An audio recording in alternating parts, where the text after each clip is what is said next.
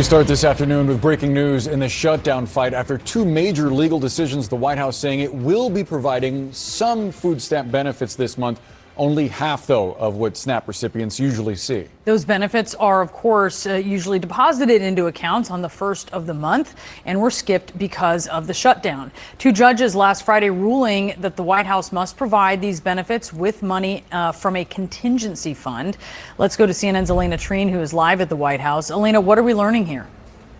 Yeah, well, what we're seeing now from these court rulings today is that the Trump administration will provide partial funding to continue one of the nation's largest, or I should say the largest, food stamp programs in the country. Now, the U.S. Department of Agriculture, which oversees the SNAP program, had initially said that they were going to be freezing the money that goes to SNAP, essentially, on November 1st. Of course, this comes during the government shutdown. They said they were running out of money, but because these two judges had ruled that the Trump administration had to keep this program going, now we're learning that they are going to, they said in a sworn statement, the agency is going to use roughly $4.6 billion from a contingency fund to help keep this up and running. Now, $4.6 billion is only about half of the money that is needed to keep this operating full time. So we're still looking at what this could mean once we hit that point. And to be clear, again, this is the nation's largest food program.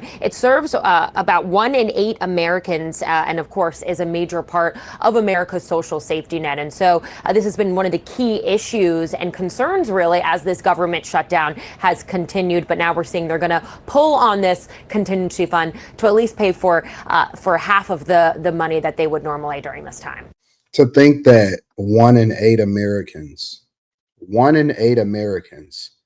are dependent on the government to feed them is insane. And I almost believe that this is something that we otherwise would have never addressed.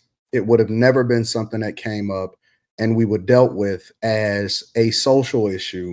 And the fact that there are so many Americans, and half of which, if I'm not mistaken, more than half of which are going to migrants, is insane to me. And so we are under no obligation. I know that there's a ton of people that's sitting out here saying, oh, food security is a right. Where?